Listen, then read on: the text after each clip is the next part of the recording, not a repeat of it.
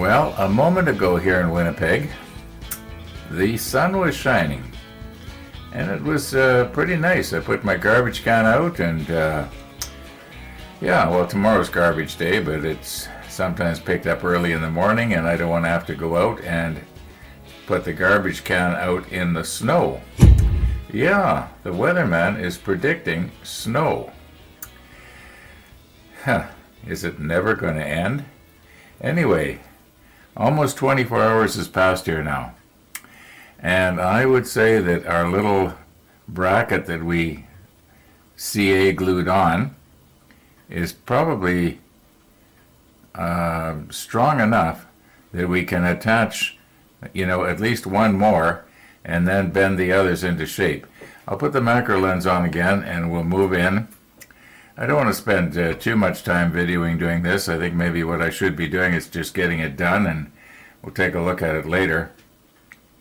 I was noticing though that first bracket that we put on here, I didn't get it on very straight, and I at first I thought it's not going to make any difference, but now when we get this one on straight, we can see that this one is not straight. At least when you're looking straight on. Now yesterday we had glued this one down, and I tried to clean it up a little bit here, if you remember, and made a bit of a mess of it. Somebody was suggesting that maybe I could have used CA solvent to to sort of clean this up a little bit. I was thinking maybe acetone. Now, mind you, this can't really be seen. We're looking at it extremely close. Anyway, we'll leave that. Now, I'm thinking that we probably could have maybe glued this one in place while we were at it. It looks like it's just got to move slightly to the right to get itself in the... See if I maybe have to lift this up just a little bit here.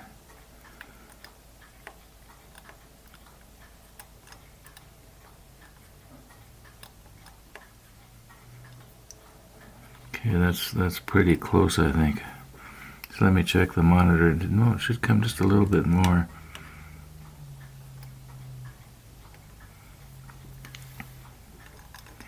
I don't want to all of a sudden have it go springing out of there.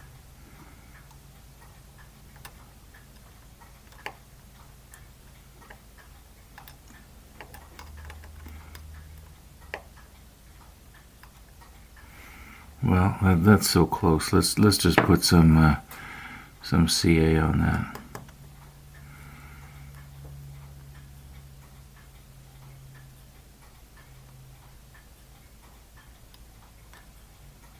I'm having trouble seeing it here.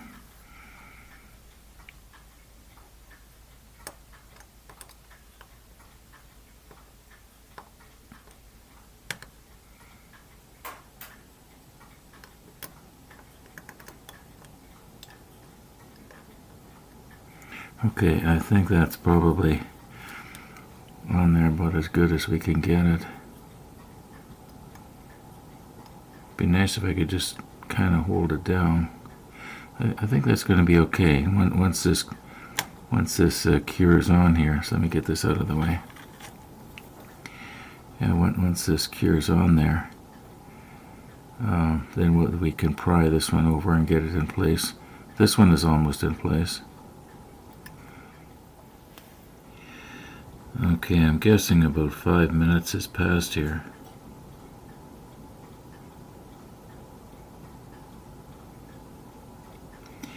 Let's maybe get this one shoved into the right place if it'll stay there. It may not want to stay there because it might be a little bit too high.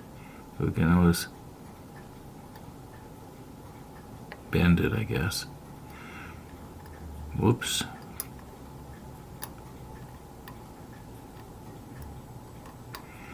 Now, down in my workshop I have some other CA glue that I used to use when I was in pen turning, and it was called gap filling.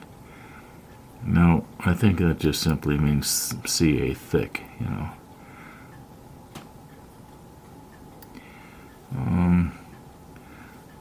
Okay, maybe we could shove this down. It probably won't stay down, unfortunately. I broke something loose there, didn't I? Well, maybe not. No, I guess it just, nope. Nope, nothing's loose. Okay, I think we're going to just put a little bit of CA right there and just let it gap fill. Now this is not CA thick. It's not even CA medium. It's still the CA thin, but I'm hoping that, whoops, I'm hoping it's going to fill up there. Maybe I should be using the medium. If I come in from this angle here.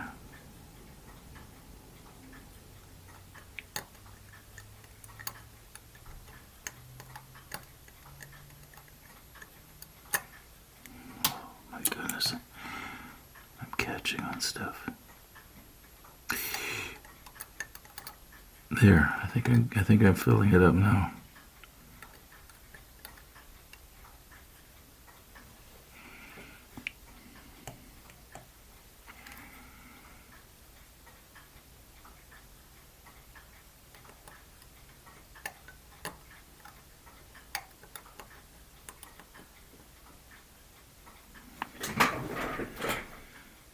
Yeah, it does appear to me that it's making connection there. Okay, we'll let this cure, and then we'll give this a little twist so that it's more in line with the little trough that it's supposed to sit in. I don't know, is that? Yeah, I'm pretty sure I've got this. Maybe just give it one more little.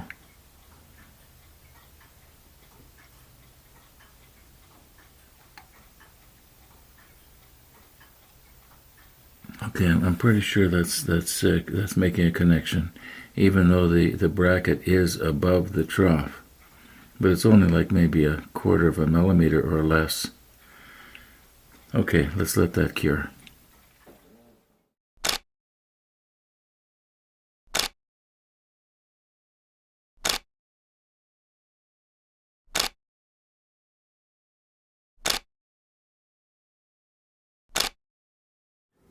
Okay, I'm going to try and not bump anything out of alignment here, but I stuck the super macro on here. I just wanted to see if it looks like, yeah, it does appear that this one that we just did is attached. It is above the plastic, but there is the CA has filled the gap. We are on the last one. And as well as moving it to the right so that it drops down into that slot, I want to see if I can't just twist it a little bit.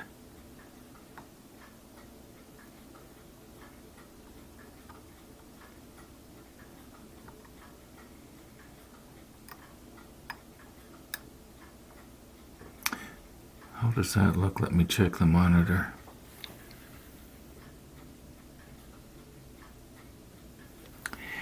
Well, if I pull it back,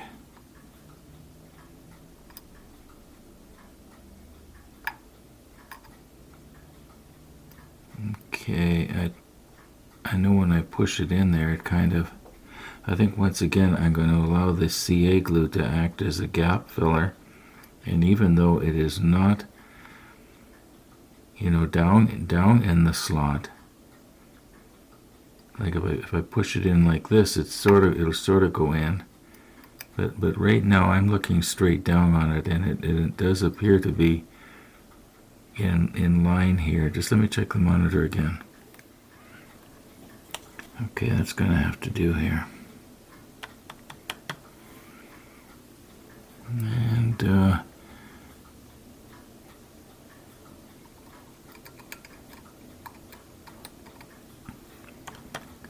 let's try not to smear it all over everything this time. There, I can see it building up.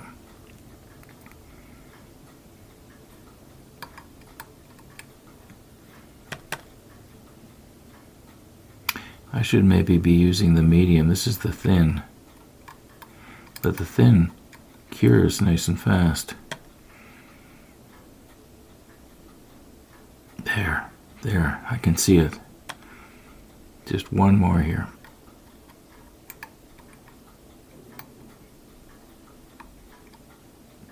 All right, let's let that cure. I think it's going to be a nice strong connection.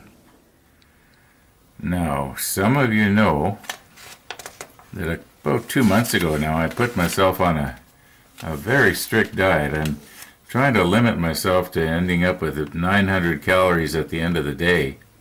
I got everything figured out to the gram, and I know how many calories there is per gram for different foods, so it's, you just do the math and you can figure it out. And this record goes back to about, well, where are we here? February the 20th, February the 19th. Okay. Yeah, I've got everything all figured out here. For instance, all brand cereal, it's 2.77 calories per gram, and so on. One banana averages 105 calories, and that's the way I've been doing it here. And today I've got it all figured out already. I made myself a salad here, and I even, I keep track of everything, even the vinegar. I know that 46 milliliters or grams of vinegar works out to 13 calories, just for the fun of it. Now today, I'm pigging out. I'm having 1,362 calories, and that'll be it for today. A lot of this I haven't eaten yet, but I know what I'm going to have.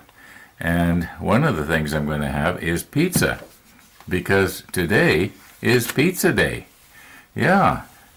And while this is curing, I'm going to put this in the microwave. I don't know if you remember the last pizza day, I couldn't control myself when I took a little bite off the end. The next thing I knew, it had disappeared.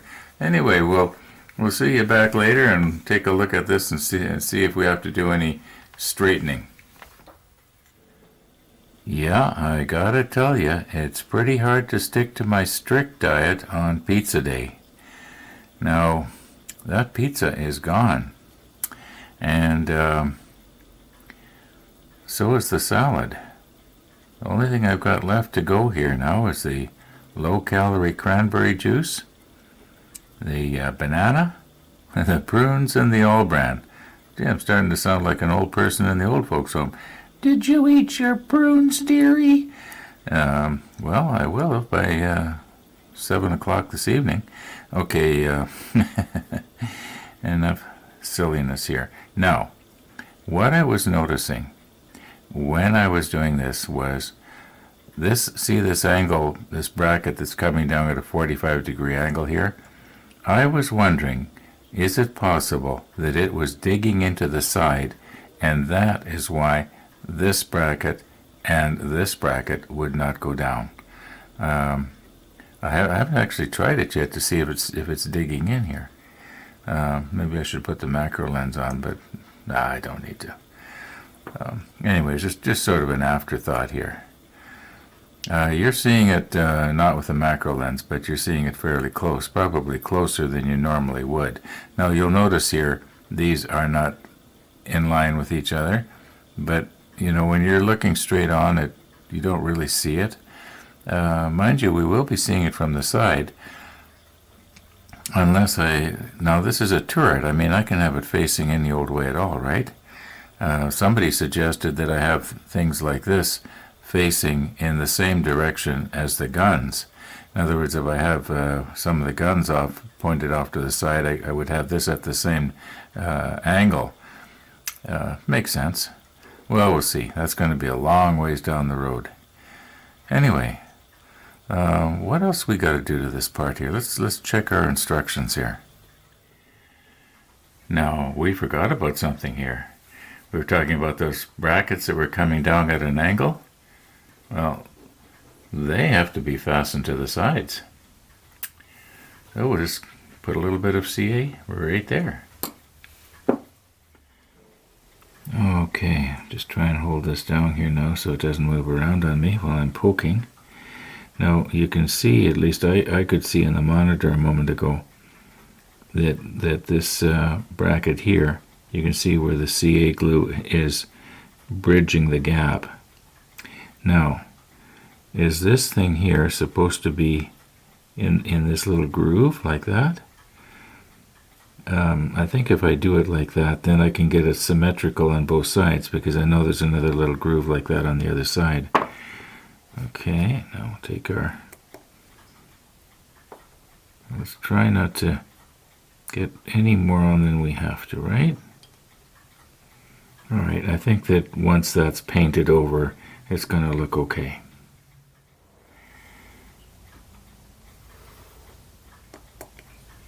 Now the other side.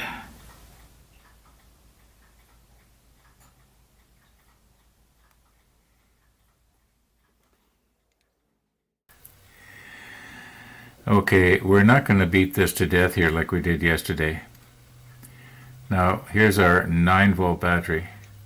You notice it says 9.47 and then V, a little V just past the 7 for volts. Okay, now we got our 1.5 volt battery, which is brand new, and it's 1.6. Okay, here is a brand new button battery that is also 1.5 volts. Okay, now it says volts. Now we're going to go to our dead one, and because it's reverse charged, I'm going to put it the wrong way around. Now, I feel kind of silly here. It says, I was talking about it was 14.7 volts or whatever I thought it was, and I said, well, that just can't be. But if you'll notice just to the right of the 6 there, it says MV for millivolts. In other words, thousandths of a volt. So thanks to those viewers who drew that to my attention, I don't know if I'd have ever picked up on that. I might have noticed it on the screen, but it very clearly says MV, millivolts. Yeah, okay, so, yeah, I'm feeling kind of silly, actually. I should know better than that. Okay, about 4 minutes ago now, I put the little battery in that we had tested. It was actually this one right here, and it was 1.5 volts. It turns out that this one is also 1.5 volts. And even though the battery is way smaller than this, it was big enough to make contacts. It probably just obviously wouldn't run as long as a battery like this would. Unfortunately, I can't set this watch. I can't push these buttons in. You have to be able to push these buttons in. There's a button on the side here. I believe, if I remember, if you push that in, a light goes on. It won't go in. So sadly, I can't set this watch. But it does still work. Yeah, it still works. Okay, a moment ago I was looking along the bottom of our turret there, and I was thinking, weren't we supposed to put a ring of some kind? A photo etch ring around the outside of that, along the bottom? But I believe it must have been on a previous step, because there's absolutely nothing here that says anything about putting a ring.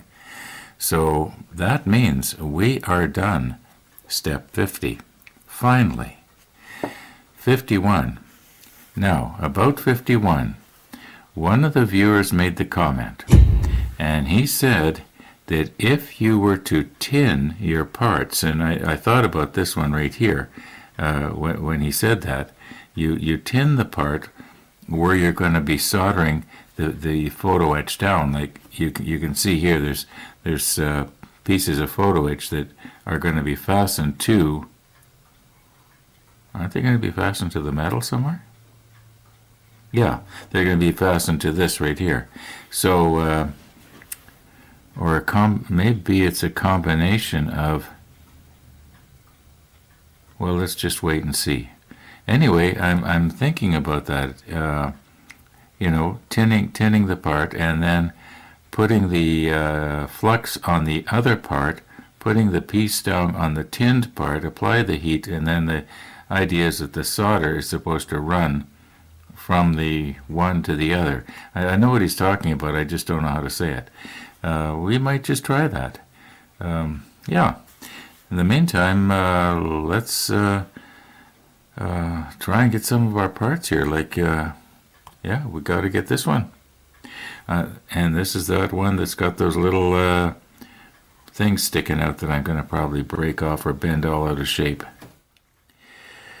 Now, this little piece here, B10, and the N3, we've already got those a few days ago. Now, one of the viewers made the comment to the effect of, I'm not going to thunk it down at the bottom of the page, but I appreciate the comments like this, and that was, bend these little pieces here last. Don't bend them now. You know, just there's nothing we can do about it. I mean, if we take this main section off, we have to take this little piece off. That's all there is to it.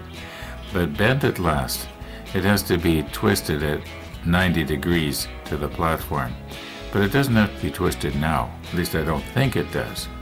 So, yeah, we'll just wait and twist it afterwards, and I'm just going to have to be super careful.